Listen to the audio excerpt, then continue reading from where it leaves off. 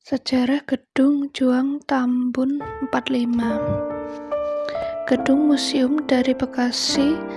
Gedung Juang 45 ini bergaya neoklasik dengan warna putih gading khas rumah bangsa Belanda. Gedung Juang Tambun dibangun dengan 2 tahap oleh seorang bapak bangsawan dan tuan tanah, Kau Jengke, Letnan Dir Cizen.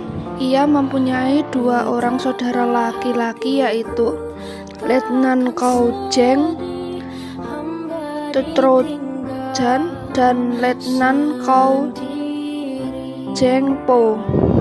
Ayah mereka adalah seorang tuan tanah yang bernama Letnan Tinular Dir Cizen Kau. Tahap pertama pembangunan mulai pada tahun 1906 dan selesai pada tahun 1910. Kemudian tahap kedua pada tahun 1925.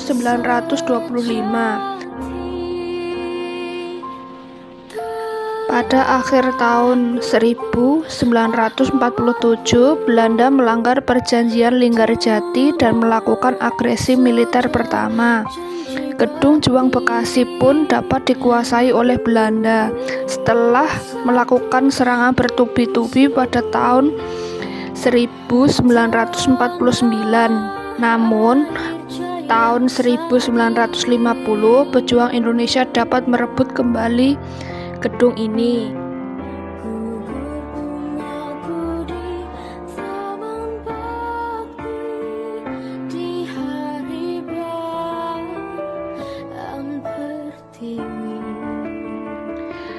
Pada tahun 1943, tentara Jepang mengambil alih gedung ini dan dijadikan sebagai salah satu pusat kekuatan dalam menjajah Indonesia. Pada akhir penjajahan Jepang, terjadi sebuah peristiwa besar pembantaian tentara Jepang oleh pejuang kemerdekaan Indonesia, di mana tentara Jepang yang saat itu menggunakan kereta api melintas di wilayah Bekasi hendak meninggalkan Indonesia melalui Bandar Udara Kalijati. Gedung ini juga menjadi tempat perundingan pertukaran tawanan antara Belanda dan pejuang kemerdekaan Indonesia. Pejuang kemerdekaan Indonesia dipulangkan oleh Belanda ke wilayah Bekasi dan tentara Belanda dipulangkan ke Batavia melalui stasiun Tambun yang lintasan relnya tepat berada di belakang gedung. Halaman gedung ini cukup luas, terdapat kolam, kursi taman, dan beberapa pohon yang dimanfaatkan masyarakat untuk berteduh. Gedung Juang Tambun ini berlokasi hanya beberapa kilometer dari perbatasan wilayah luar Batavia, yaitu wilayah Sasak. Jarang yang kini menjadi wilayah perbatasan antara Kecamatan Bekasi Timur, Kota Bekasi dengan Kecamatan Tambun Selatan, Kabupaten Bekasi. Pada awalnya, halaman depan gedung Juang Tambun yang terlihat dari Jalan Hasanuddin ini banyak ditanami oleh pohon mangga yang pada masa itu tidak begitu dikenal di kalangan masyarakat wilayah Tambun. Saat ini, gedung ini dijadikan Museum Bekasi dan direnovasi yang selesai dilakukan pada tahun 2020. Isi Gedung Juang Tambun. Gedung Juang Tambun yang kini sudah berubah menjadi Museum Bekasi punya banyak daya tarik. Salah satunya yakni segala bentuk ornamen gedung yang masih asli. Untuk ruangan yang pertama berisi ringkasan profil para bupati Bekasi sejak tahun 1947 hingga saat ini. Hal ini juga terdapat smart table yang berfungsi sebagai media pengunjung untuk menuju profil-profil Bupati Bekasi, dari Ki Haji Nuraili hingga Eka Pria, dan cara pengoperasiannya jatuh tanda. Untuk ruangan yang kedua adalah ruangan masa prasejarah yang mendeskripsikan Bekasi mulai dari kerajaan Bumi pada 1000 tahun sebelum Masehi hingga 500 Masehi. Di ruangan ini juga terdapat fosil dan artefak serta replika fosil manusia. Bunyi Smart Table juga terdapat di ruangan ini yang secara khusus menceritakan kaitan Bekasi dengan kerajaan Bumi.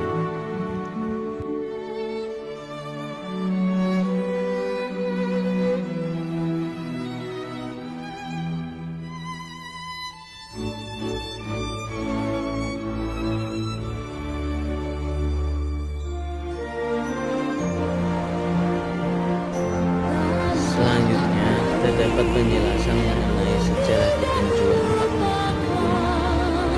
menuju ke lantai 2 dengan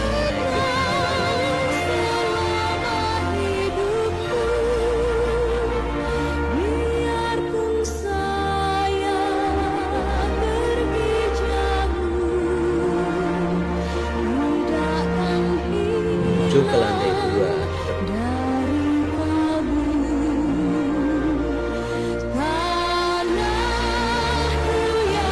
Terdapat ruangan sejarah kerajaan Tarumanagara.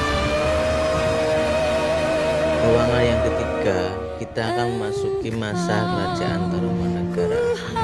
Di ruangan ini menjelaskan kerajaan Tarumanagara yang pemerintahan kerajaannya berpusat di Bekasi. Dalam hal ini terdapat interaktif digital yang menceritakan Bekasi di bawah kepemimpinan Raja Punawreman atau yang disebut dengan agama kotor. Kehidupan masyarakat kerajaan Tarumanagara berjalan harmonis dan memiliki toleransi yang baik.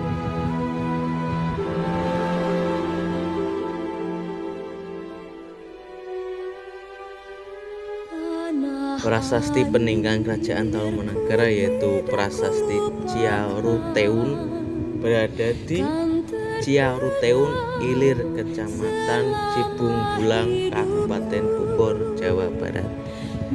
Peninggalan sejarah ini berupa batu dengan peralatan aksara Pallawa namun berbahasa Sanskerta. Tulisan tersebut memuat puisi India 4 baris. Di atas tulisan itu ada gambar sepasang telapak kaki dan tengahnya ada ukiran laba-laba. Ahli biologi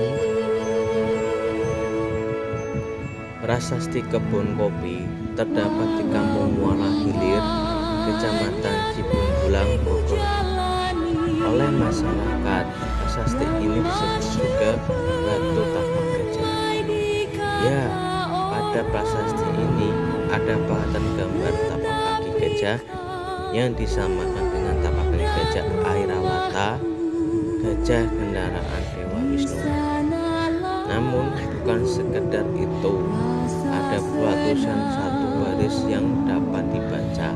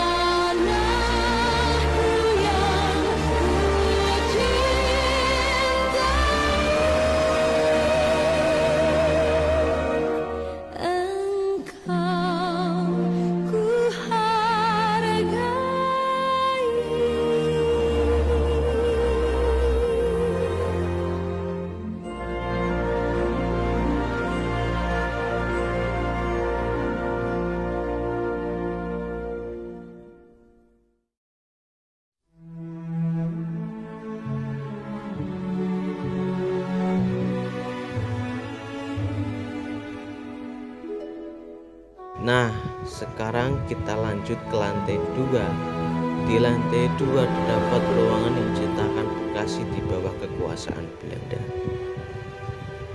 Tanah airku tidak kulupakan, kan terkenang selama hidupku.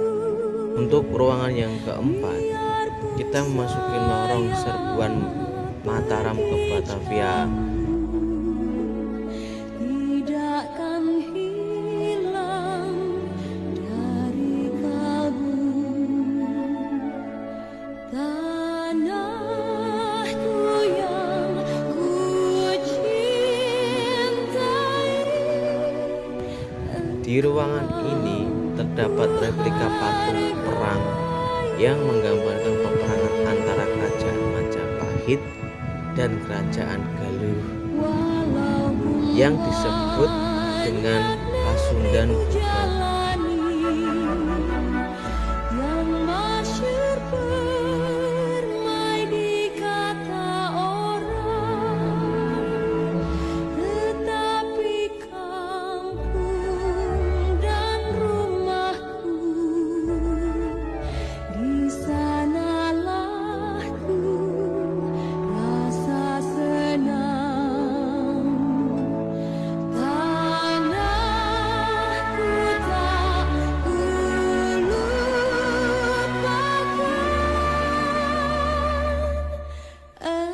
engkau ku banggakan.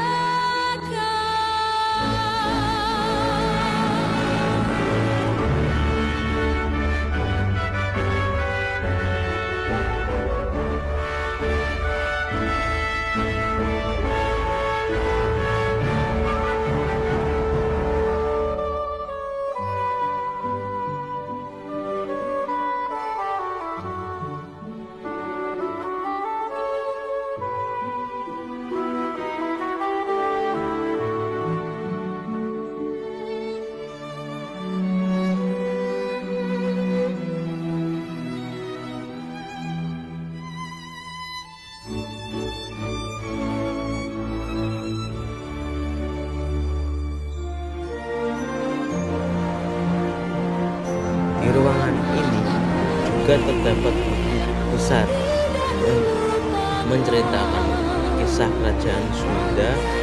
Ada juga virtual games mengenai penobatan, menceritakan hubungan politik dan dagang kerajaan Sunda dengan Portugis yang diceritakan dalam diorama